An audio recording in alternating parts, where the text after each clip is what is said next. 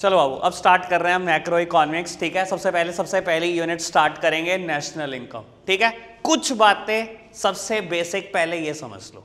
ठीक है बाबू, हम किसी भी इकॉनमी में 4 सेक्टर होते हैं, कोई भी इकॉनमी हो 4 सेक्टर से मिलकर बनी है।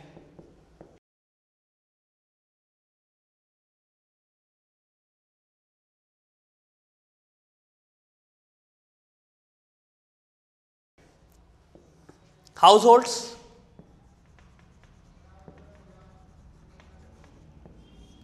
फर्म्स, गवर्नमेंट और फॉरेन सेक्टर। इतना तो पता ही होना चाहिए।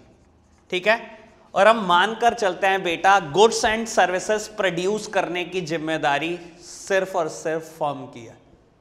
गुड्स एंड सर्विसेज कौन प्रोड्यूस करेगा? सिर्फ फर्म करेगी। ठीक है बाबू, देखो गुड्स एंड सर्विसेज प्रोड्यूस करने के लिए आप कुछ फैक्टर ऑफ प्रोडक्शन की हेल्प लेते हो, जिनको आप फैक्टर सर्विसेज बोलते हो।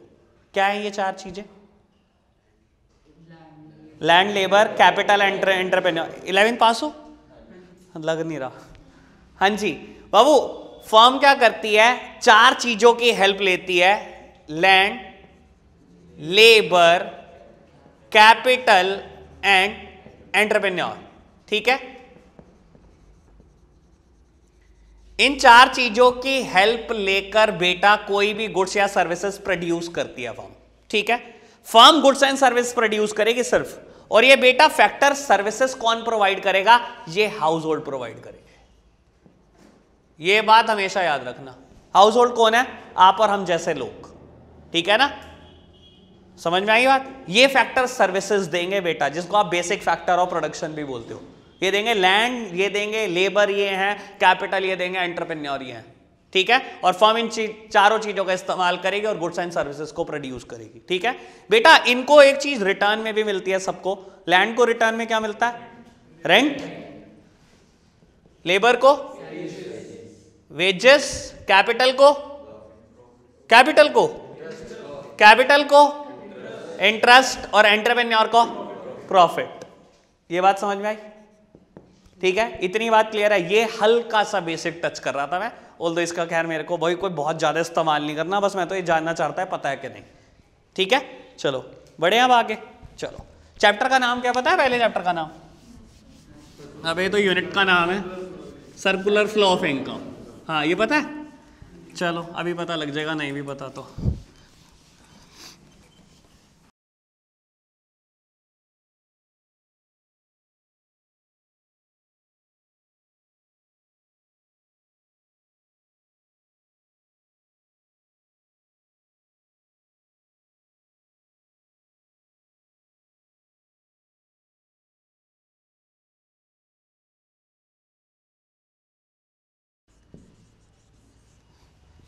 चलो जी, डेफिनेशन या मीनिंग बहुत लंबा दिख सकता है, लेकिन टेंशन मत लेना, समझने की सारी चीज है, कुछ भी रटने वाला नहीं है। पहले तो ये भी समझ लेते हैं सर्कुलर फ्लो क्यों। ठीक है, सर्कुलर फ्लो क्यों है और बेटा क्या चीज है, ये समझने वाली बात है। अभी सब सामने देखेंगे मेरी तरफ। ठीक है बाबू, देखो क्या होता है सर्कुलर फ्लो ऑफ इनकम। सबसे पहली फेज होती है प्रोडक्शन फेज। ठीक है, या जिसको हम बोलते हैं generation of income, generation of income phase. और ये बेसिकली फर्म के पॉइंट ऑफ व्यू से लिखा गया। देखो कोई भी फर्म क्या करती है? लैंड, लेबर, कैपिटल, एंटरप्रेन्योर का इस्तेमाल करती है, गुड्स बन जाता है, गुड्स बेचती है, पैसा किसके हाथ में आ गया? फर्म के हाथ में आ गया। इसे हम बोलते हैं जनरेशन ऑफ इनकम फेज या प्रोडक्शन फेज। इनकम जनरेट होगी, इसने फैक्टर सर्विसेज का यूज किया, जो लैंड, लेबर, कैपिटल, एंटरप्रेन्योर है उसका यूज किया। ठीक है, गुड्स बन गया या सर्विस बन गई, बेच दिया गुड्स को, पैसा आ गया इसके हाथ में। इनकम जनरेट हुई कि नहीं हुई? होगी जनरेट। आई किसके हाथ में? इनकम फर्म के हाथ। ठीक है, अब दूसरी फेज क्या होती है? लो, इनकम फेज, या हम इसको बोलते हैं distribution of income. Distribution of income, या बेटा हाउस होल्ड लिख देता हूं मैं। अब समझना बात बाबू, जब इसने गुड्स एंड सर्विस प्रोड्यूस करे तो इसको बेसिक फैक्टर ऑफ प्रोडक्शन किसने दिए? लैंड, लेबर, कैपिटल, एंटरप्रेन्योर किसने दिए? हाउस होल्ड ने दिए। बेटा इसने गुड्स बेचने से जो पैसा कमाया, अब उनका हिस्सा तो देना पड़ेगा ना, किसी को रेंट देना पड़ेगा। किसी को प्रॉफिट देना पड़ेगा, किसी को वेजेस देनी पड़ेगी, किसी को इंटरेस्ट देना पड़ेगा। तो इसने क्या करा बेटा, वो पैसा बांट दिया। गुड्स एंड सर्विस बेचने से पहले पैसा किसके हाथ में है, फर्म के पास आया। फर्म क्या करेगी, उस पैसे को बांटेगी। देखो नाम क्या लिखा हुआ है, डिस्ट्रीब्यूशन ऑफ इनकम। यानी कि पैसा पहुंचेगा किसके पास, हाउस होल्ड के पास। हाउस होल्ड के पास ही तो पहुंचेगा पैसा। चलो पहुंच गया इनके पास पैसा।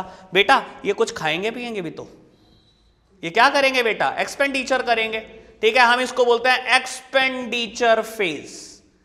ठीक है, या disposition of income, disposition of income. और यहां पर बेटा मैं ब्रैकेट में लिख देता हूं अगेन फर्म।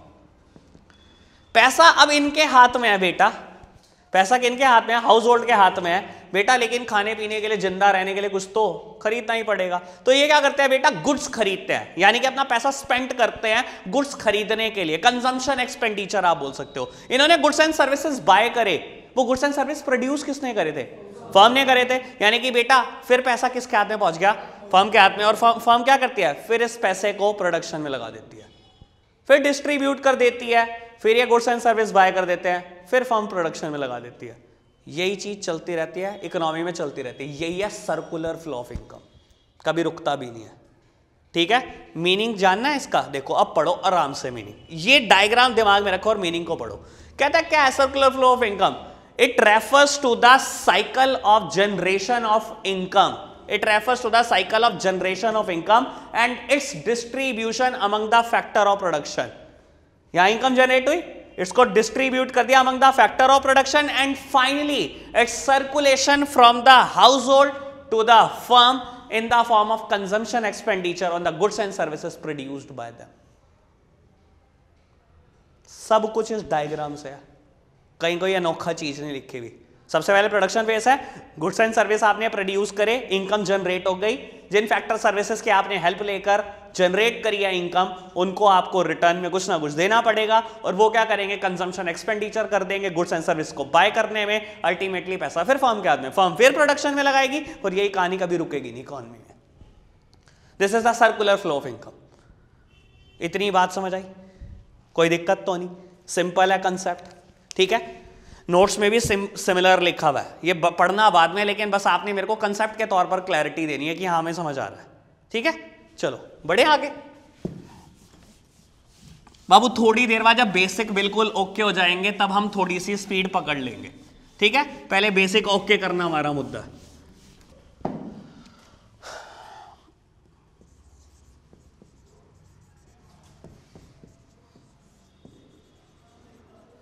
लो इनकी बात करते हैं, स्टॉक वर्सेस फ्लो। बाबू स्टॉक क्या होता है, ये वो वेरिएबल हैं जिनको आप मेजर्ड करते हो over a particular period of time. ठीक है,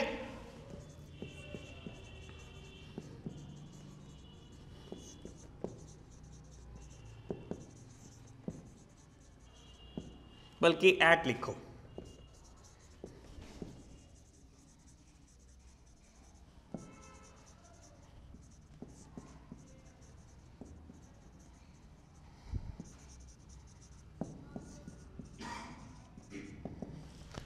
ठीक है, अभी जरा देखते हैं इसको चीज क्या होती है, स्टॉक वर्सेस फ्लो। बाबू स्टॉक क्या होता है, जो एक किसी पर्टिकुलर दिन मेजर किया जाता है। और फ्लो कंसेप्ट क्या होता है, जो over a particular period of time measure किया जाता है। ठीक है, हम अकाउंट्स के स्टूडेंट हैं, हमारे से बेहतर कोई नहीं बता सकता स्टॉक और क्या होता है और फ्लो क्या होता है। बेटा स्टॉक का ना कभी भी कोई टाइम डायमेंशन नहीं होता। लो मैं टाइम डायमेंशन लिखकर काट देता हूं, टाइम डायमेंशन नहीं होता और हमेशा इसका एक टाइम डायमेंशन होता है। मैं एग्जांपल दूंगा, आप मेरे साथ साथ एग्जांपल पकड़ जाओगे। लो बेटा trading and P&L account balance sheet बनाई है ना, हजारों बार बनाई है।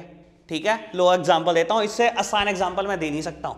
जब हम बनाते हैं ना ट्रेडिंग एंड P&L, क्या लिखते हैं हम, trading and P&L account for the period 1 अप्रैल, कुछ भी लिख लो, 19 से 31 मार्च। और बैलेंस शीट बनाते हैं क्या लिखता है, एज एट या एंडेड ऑन 31 मार्च 2020। लो बाबू। हाँ जी, एक बात बताऊं, ये क्या है, फ्लो, टाइम डायमेंशन है इसका। और जो मेजर्ड होगा over a particular period of time, over a period of time. Babu stock क्या है? एक पर्टिकुलर दिन मेजर होता है, इसका कोई टाइम डायमेंशन नहीं होता। समझ में आई बात? मैं आपसे पूछूं क्लोजिंग स्टॉक, तो क्लोजिंग स्टॉक ऐसे थोड़ी होता है 1 अप्रैल 19 से लेकर 31, भाई नहीं, 31 मार्च के दिन स्टॉक होता है। डेटर 31 मार्च के दिन देखते हैं, कैपिटल 31 मार्च के दिन देखते हैं, एक पर्टिकुलर डे देखा जाता है। समझ आई बात? समझ आई बात? लेकिन मैं पूछूं आपसे इनकम, 1 साल में कितनी कमाई, 3 महीने में कितनी कमाई, 6 महीने में कितनी कमाई, ऐसे ही तो निकालते हो। सेल्स पूरे साल भर में कितनी करी, परचेस पूरी साल भर में कितनी करी। समझ आई बात? रियलिटी मानना इससे आसान एग्जांपल नहीं है, पेपर में कई बार पूछ लेता है कौन सा कंसेप्ट स्टॉक है, कौन सा फ्लो है। मैं पूछूं कुछ, पूछूं? National income, flow. यार इनकम कहां से कैलकुलेट होती है? सिंपल सी बात है, ठीक है ना। नेशनल इनकम कौन सा कंसेप्ट होगा? National wealth. वेल्थ जनरली मतलब कैपिटल बोल सकते हो आप, स्टॉक्स। समझ में आई ना बात क्या कहना चाहता हूं? Quantity of goods produced, manufacturing कितनी करी 1 साल में, 1 दिन तो नहीं कभी काउंट करते हो, 1 साल में। क्वांटिटी ऑफ गुड्स प्रोड्यूस्ड क्या है? Flow. Quantity of goods stored, ये स्टॉक है, एक क्लोजिंग स्टॉक जैसा ही है। समझ आई बात? इतनी बात में क्लैरिटी है? पक्की बात? बढ़े आगे, स्टॉक वर्सेस फ्लो समझ में आया? पक्का? चलो अभी मैं सिर्फ इस पोर्शन को रब कर रहा हूं, ठीक है। मेरे को फ्लो के फर्दर 2 टाइप हैं, वो समझाने हैं।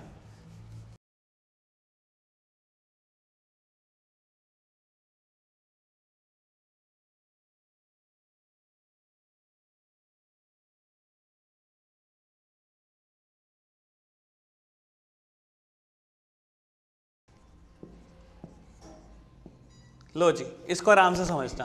फ्लो के फर्दर 2 टाइप हैं, real flow and money flow. Babu real flow का एक और दूसरा नाम भी है, हम इसको फिजिकल फ्लो के नाम से जानते हैं। क्यों बेटा? क्योंकि इसमें गुड्स एंड सर्विस का एक्सचेंज होता है, जस्ट लाइक अ बार्टर सिस्टम, इसलिए इसमें डिफिकल्टी भी बार्टर सिस्टम जैसी ही है, ठीक है। रियल फ्लो का दूसरा नाम क्या है? Physical flow. फिजिकल फ्लो क्यों? क्योंकि फिजिकल गुड्स एंड सर्विसेज का यूज करने वाले हो आप, ठीक है ना। और इसमें डिफिकल्टी बार्टर सिस्टम जैसी ही है। जैसे कि एक एग्जांपल के तौर पर इसका डायग्राम भी याद रखना, ठीक है। Household and firms. Babu house hold ने क्या करा? फैक्टर सर्विसेज दी। फैक्टर सर्विसेज क्या है? Land, labour, capital, entrepreneur. ये तो याद रखो बस चीजें, ठीक है। Land, labour, capital and entrepreneur. Firm ने इनको पेमेंट नहीं करी, ठीक है। फर्म ने क्या करा? इनको गुड्स एंड सर्विसेज दे दिए। मैं एक एग्जांपल देता हूं आपको ताकि क्लैरिटी हो।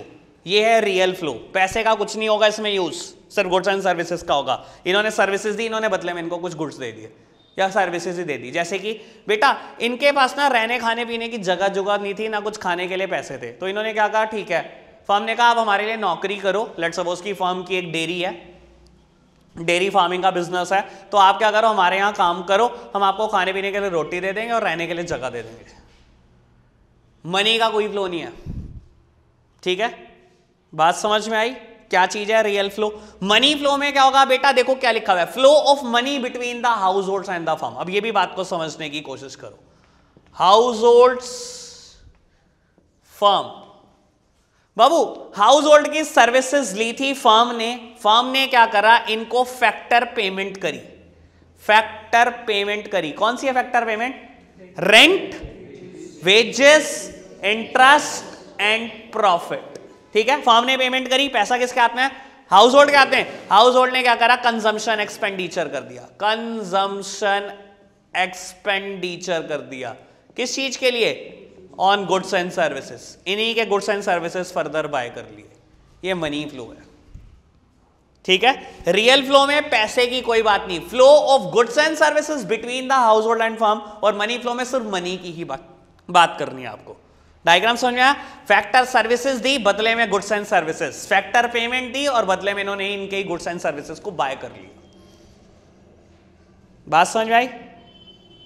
ठीक है, इतनी बात में कोई समस्या? 3 टॉपिक पूरे कर लिए हमने। सर्कुलर फ्लो ऑफ इनकम का मीनिंग समझ लिया, हमने फ्लो वर्सेस स्टॉक का डिफरेंस समझ लिया और बेटा फर्दर फ्लो के दोनों पार्ट क्लियर कर लिए, रियल फ्लो क्या चीज होती है और मनी फ्लो क्या चीज होती है ये समझ लिया। इतनी बात में कोई समस्या तो नहीं ना? ठीक है, अब से जितना टॉपिक होगा वो इंपॉर्टेंट है। मैं एक्सपेक्ट करता हूं अभी जब तक फर्स्ट चैप्टर चलेगा अब से कुछ 20 मिनट तक एक पेपर में क्वेश्चन आएगा। ठीक है, अब जो फर्दर टॉपिक स्टार्ट हो रहे हैं इनको बहुत आराम से समझना।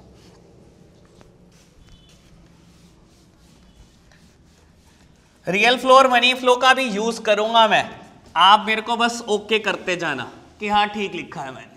ठीक है, चलो अगर ढंग से समझोगे तो बेटा पूरा चैप्टर आज खत्म हो जाएगा, फर्स्ट भी, सेकंड भी, थर्ड भी। ठीक है, 5 बजे तक सब कुछ खत्म हो जाएगा। चलो देखते हैं बाबू। सबसे पहले हम बात कर रहे हैं 2 सेक्टर इकोनॉमी की। 2 sector economy, circular flow in 2 sector economy. Although ये हमारी एक अजम्पशन है, ये सिर्फ हमारी एक अजम्पशन है बाबू। 2 सेक्टर का मतलब क्या है? हम मानकर चल रहे हैं सिर्फ हाउस होल्ड एग्जिस्ट करते हैं एज वेल एज फर्म्स।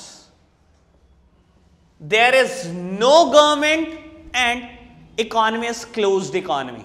ये बात समझ लेना जब मैं बात कर रहा हूं ना 2 सेक्टर की, it is a hypothetical situation. किसी भी प्रैक्टिकल लाइफ में इकोनॉमी है ही नहीं ऐसी कोई, बस ये बात को तो पहले समझ लो। ठीक है, लेकिन आपके कोर्स में यही है।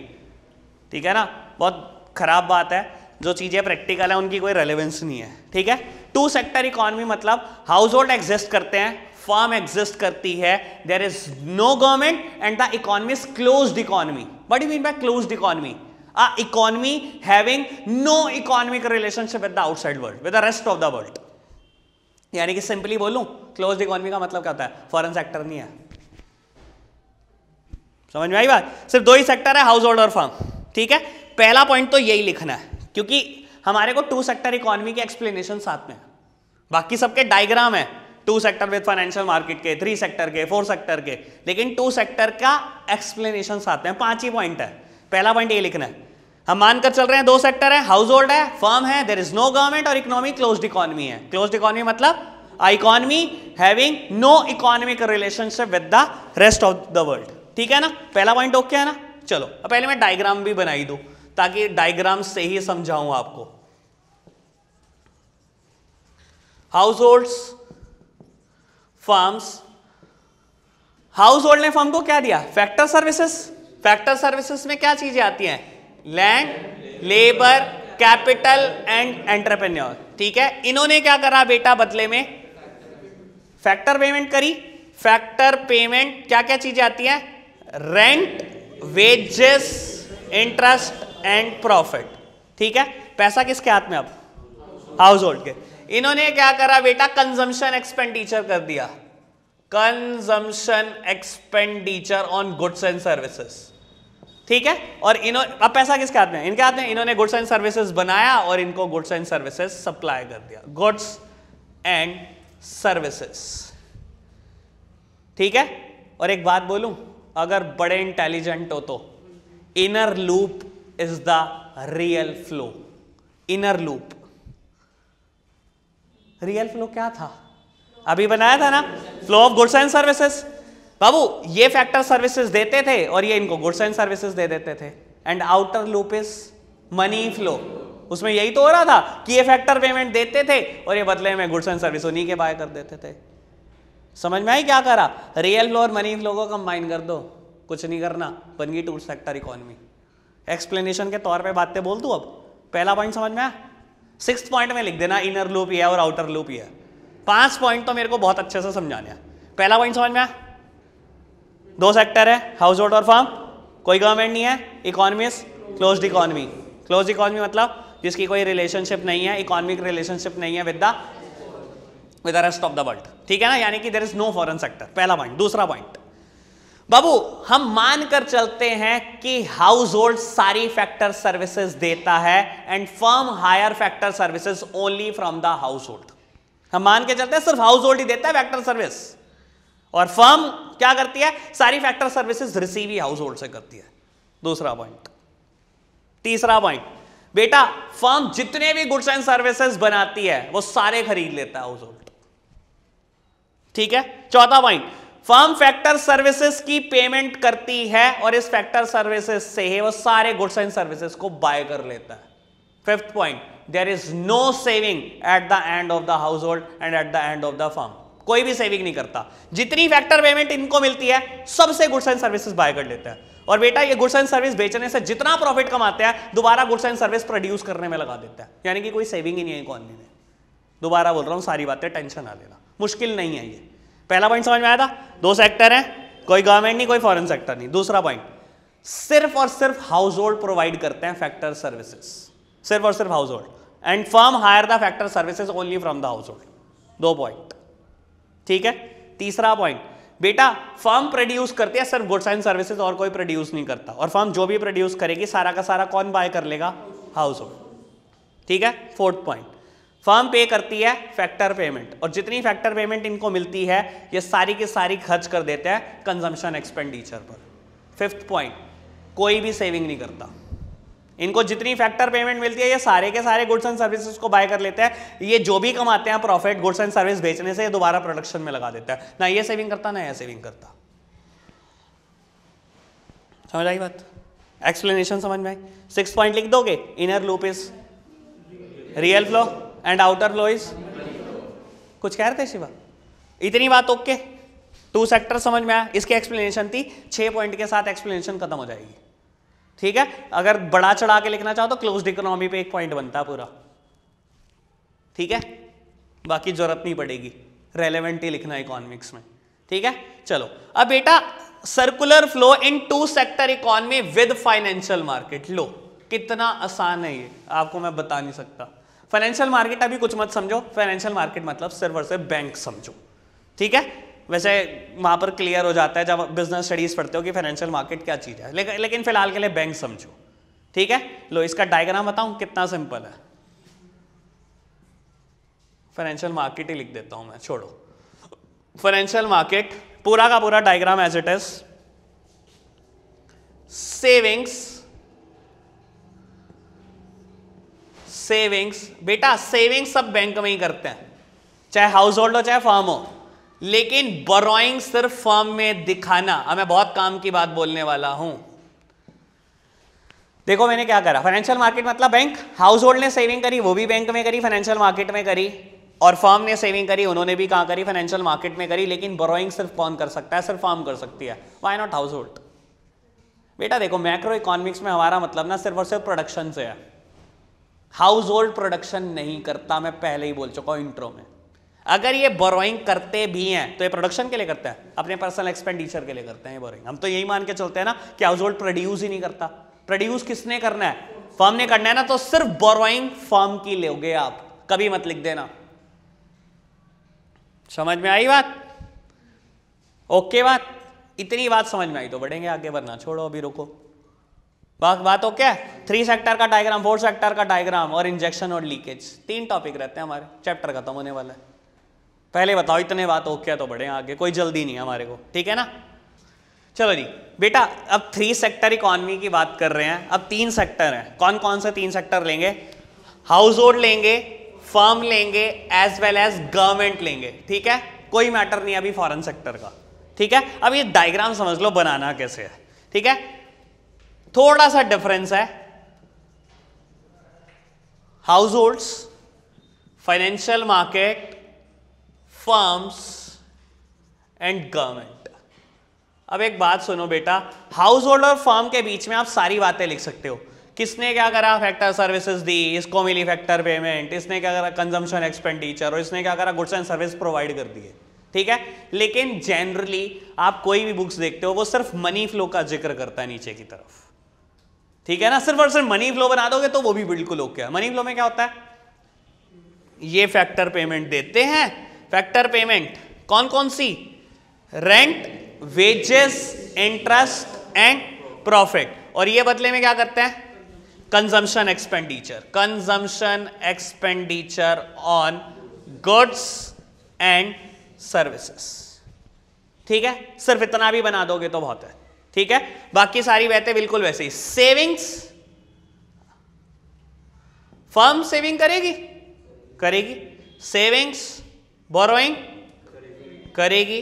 बोरोइंग, गवर्नमेंट सेविंग करेगी, करेगी। सेविंग्स, गवर्नमेंट बोरोइंग कर सकती है कि नहीं, बस ये बताओ। करेगी, लेकिन मैं एक बात बोल देता हूं, सुन लो बेटा, गवर्नमेंट जरूरी नहीं है बोरोइंग प्रोडक्शन के लिए करे। अगर प्रोडक्शन के लिए नहीं करेगी तो नहीं दिखाएंगे, लेकिन गवर्नमेंट कई बार production of goods and services के लिए भी बोरोइंग करती है। इंडियन रेलवे बोरोइंग करेगा, आएगा। मेट्रो, सर समझ रहे हो ना, अगर प्रोडक्शन के लिए बोरोइंग होंगी तो इंक्लूड होंगी, अदरवाइज नहीं। ठीक है, गवर्नमेंट की बोरोइंग भी आ सकती है। ठीक है, ठीक है, अभी पूरा खत्म नहीं हुआ, समझते जाओ बहुत आराम से। हाउस होल्ड टैक्सेस पे कर सकते हैं गवर्नमेंट को, ठीक है। फर्म भी पे करेंगी, इतनी बात ओके, ठीक है। लो पहले इसको कंप्लीट कर देता हूं, दो बातें और लिख देता हूं। ट्रांसफर पेमेंट, ट्रांसफर पेमेंट ये मेरे आज का ही टॉपिक है, लेकिन थोड़ा सा डिस्कशन ट्रांसफर पेमेंट पे अभी कर दूंगा। और फैक्टर पेमेंट, ट्रांसफर पेमेंट और फैक्टर पेमेंट, पहले इन दोनों का डिफरेंस समझा दूं थोड़ा सा क्या होता है। फैक्टर पेमेंट क्या होती है बेटा, बाइलेटरल ट्रांसफर बोलते हैं हम इसको, ठीक है ना। वही बाबू, हाउस होल्ड ने फैक्टर सर्विसेज इनको दी तो गवर्नमेंट ने पेमेंट करी। जितने भी गवर्नमेंट डिपार्टमेंट में एम्प्लॉइज काम कर रहे हैं सब हाउस होल्ड है, इन्होंने सर्विसेज रेंडर करी तो गवर्नमेंट ने इनको फैक्टर पेमेंट दी। फैक्टर पेमेंट वही है, rent, wages, interest and profit, ठीक है। हम इनको बोलते हैं बाइलेटरल ट्रांसफर। बाइलेटरल मतलब टू वे कंसेप्ट है, हाउस होल्ड सर्विसेज दे रहा है तो गवर्नमेंट पेमेंट कर रही है। ट्रांसफर पेमेंट्स क्या होती हैं, यूनिलेटरल ट्रांसफर। यूनिलेटरल मतलब सिंगल साइडेड, हाउस होल्ड ने कोई सर्विसेज भी नहीं दी और गवर्नमेंट इनको पैसे दे रही है। ऐसे कैसे, स्कॉलरशिप, ओल्ड एज पेंशन नहीं दे रही गवर्नमेंट, समझ में आई, ये होती है ट्रांसफर पेमेंट। बात समझ में आई, ठीक है बाबू। गवर्नमेंट इनको भी सब्सिडी दे सकती है फर्म्स को। मान लो कोई गुड्स एंड सर्विसेज ऐसा है जो गवर्नमेंट चाहती है रियलिटी में प्रोड्यूस हो, तो बेटा फर्म को प्रमोट करने के लिए सब्सिडी दे देती है। जैसे कि सोलर पैनल पे दे दी थी गवर्नमेंट कि आप सोलर पैनल प्रोड्यूस करो, हम आपको पेमेंट देंगे। तो जो भी फर्म प्रोड्यूस कर रही है गवर्नमेंट उनको सब्सिडीज दे रही है, समझ आई बात। और एक काम और हो सकता है बेटा, payment of goods and services, payment of goods and services. इन्होंने कोई गुड्स एंड सर्विस प्रोड्यूस करा, गवर्नमेंट इनसे बाय करेगी तो पेमेंट करेगी। बेटा गुड्स एंड सर्विस तो यही प्रोड्यूस कर रहे हैं, गवर्नमेंट पेमेंट नहीं करती होगी।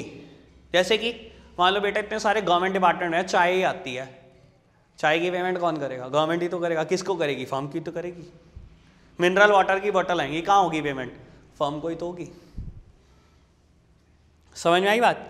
ऐसे करके ये सर्कुलर फ्लो 3 सेक्टर का खत्म हो जाता है। आराम से समझ लेते हैं, दोबारा कोई टेंशन नहीं है, टेंशन मत पाल लो, इतना मुश्किल नहीं है, ठीक है। House hold, firm, financial market और ऊपर गवर्नमेंट, ठीक है। हाउस होल्ड भी सेव करेगा, फर्म भी सेव करेगी, गवर्नमेंट भी सेव करेगी। लेकिन बोरोइंग कहाँ दिखानी है, सिर्फ 2 जगह, फर्म में भी दिखा सकते हैं और गवर्नमेंट में भी दिखाएंगे, ठीक है ना। हाउस होल्ड और फर्म की रिलेशनशिप में सिर्फ मनी फ्लो दिखा देना, किसने फैक्टर पेमेंट दी, उसने गुड्स एंड सर्विसेज को बाय कर लिया, ठीक है। अब गवर्नमेंट के एंगल से सोचो, गवर्नमेंट को टैक्सेस दोनों दे रहे हैं, हाउस होल्ड भी फर्म भी, और क्या हो रहा है बेटा, ट्रांसफर पेमेंट दोनों को मिल रही है, इसको भी मिल रही है इसको भी। सब्सिडी तो एक ट्रांसफर पेमेंट है, वन साइडेड। फर्म ने कुछ किया थोड़ी है, फर्म ने कुछ किया थोड़ी है गवर्नमेंट के लिए, गवर्नमेंट सब्सिडी दे रही है बस। और ऐसे ही बेटा यहां पर भी मिल सकती है सब्सिडी, या स्कॉलरशिप या ओल्ड एज पेंशन, समझ में आई बात। और बेटा इनको क्या मिल सकती है, फैक्टर पेमेंट मिल सकती है, इनको payment of goods and services मिल सकती है, सिंपल। फैक्टर पेमेंट समझते हो ना, इन्होंने सर्विसेज दी, फैक्टर सर्विसेज दी आपको।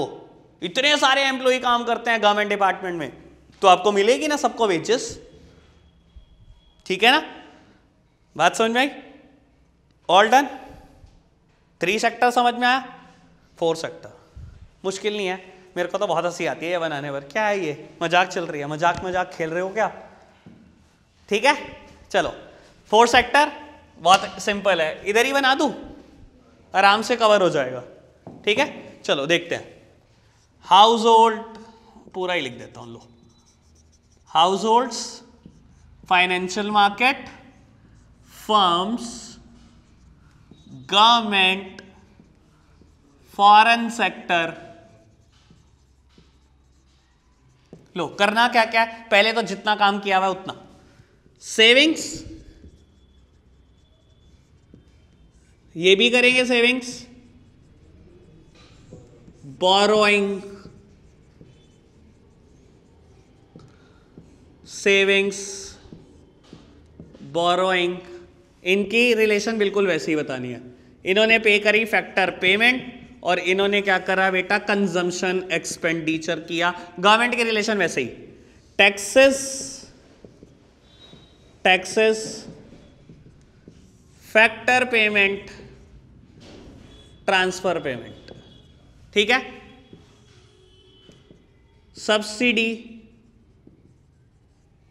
और payment of goods and services. इतने में तो कोई परेशानी नहीं। फॉरेन सेक्टर का रोल क्या अभी भी समझ लो बेटा। यहां से भी फैक्टर पेमेंट मिल सकती है और यहां से भी ट्रांसफर पेमेंट मिल सकती है। नहीं मिल सकती, वर्ल्ड बैंक ने ही ट्रांसफर पेमेंट दे दी तो। इंडिया बहुत गरीब देश है, कुछ हाउस होल्ड के लिए कोई फैसिलिटी दे दी, वन साइडेड ट्रांसफर कर दिए तो नहीं हो सकता। या बेटा कोई पर्सन फॉरेन में बैठा हुआ है और आपको गिफ्ट भेज दिया तो नहीं भेज सकता। वन साइडेड ट्रांसफर हो सकता है ना, तो बेटा वहां से ट्रांसफर पेमेंट आ सकती है as well as factor payment. आप हो बेटा फॉरेन में जॉब कर रहे हो, वहां से पेमेंट आ रही है, आपको वेजेस आ रही हैं, तो नहीं आ सकती क्या? फैक्टर पेमेंट और ट्रांसफर पेमेंट आ सकती है कि नहीं?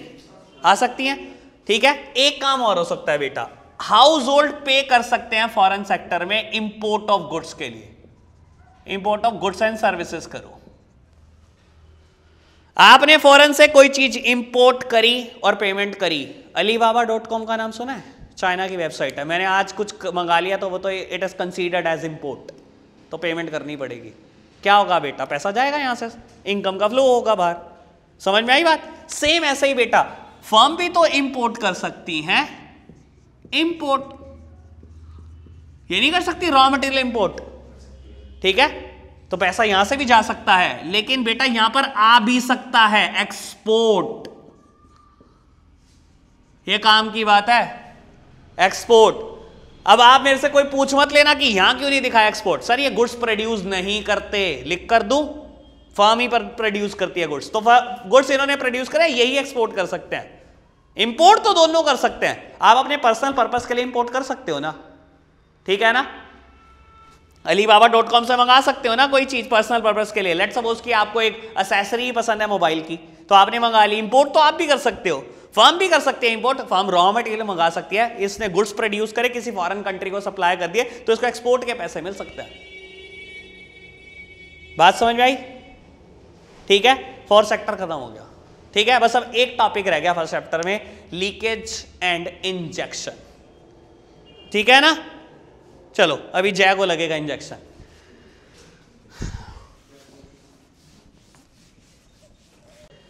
देखते हैं जरा, बात आराम से समझने की कोशिश करते हैं।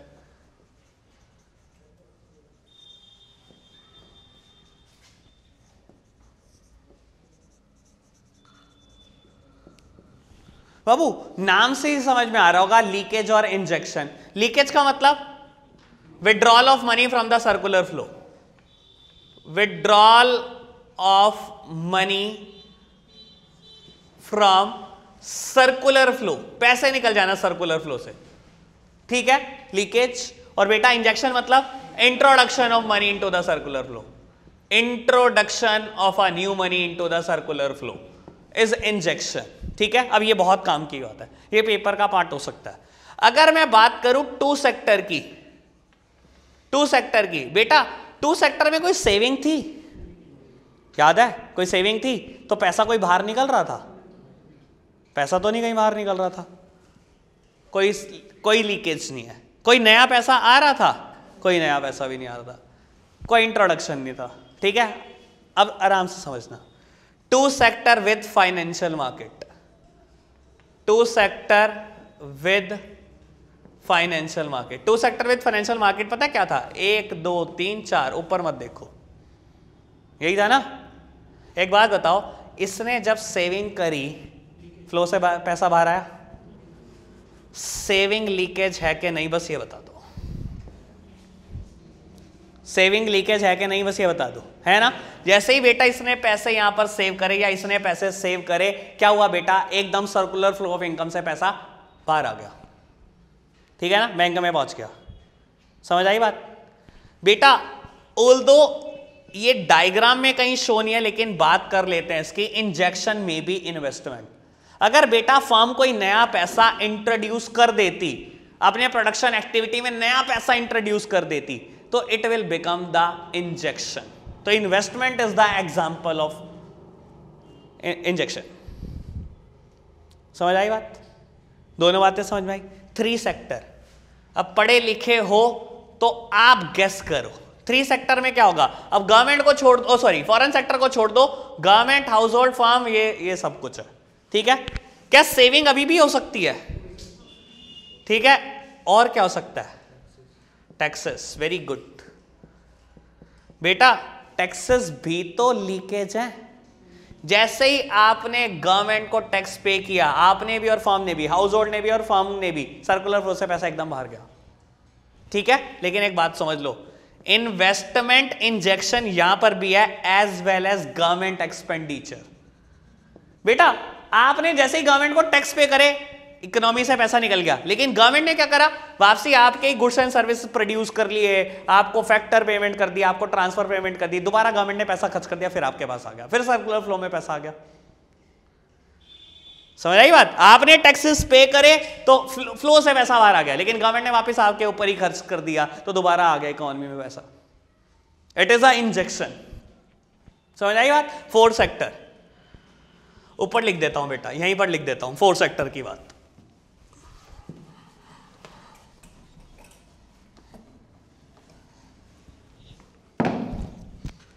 Four sector economy. अब बेटा ये पूरा डायग्राम आपके सामने बना हुआ है, ठीक है। 4 सेक्टर इकोनॉमी में देखते हैं क्या होगा। एक तो बेटा सेविंग्स, एक बेटा टैक्सेस, बस ये बता दो ओके लिखा है कि नहीं। Saving plus taxes plus import. बेटा जैसे ही आप इंपोर्ट करते हो, जैसे ही फर्म इंपोर्ट करती हैं, इकोनॉमी से पैसा बाहर चला जाता है, सर्कुलर फ्लो से पैसा आउट हो जाता है। हो गया आउट। अब समझ लो दोबारा बात। बेटा यहां पर हमने क्या लिखा था, investment as well as government expenditure. ये तो 3 सेक्टर में भी था। एक बात और लिख देता हूं, समझदार तो समझ चुके अब तक, एक्सपोर्ट्स। बेटा आपने इंपोर्ट करा, इकोनॉमी से पैसा बाहर गया, लेकिन बेटा अगर किसी ने एक्सपोर्ट कर लिया बाहर से, तो वापसी पैसा भी तो आएगा इकोनॉमी में, इंजेक्ट होगा ना नया पैसा इकोनॉमी में। बात ओके। ये इंपॉर्टेंट टॉपिक है, बहुत इंपॉर्टेंट है, ठीक है। इतना करने के बाद चैप्टर 1 खत्म हो गया। अभी बताओ कोई दिक्कत है तो।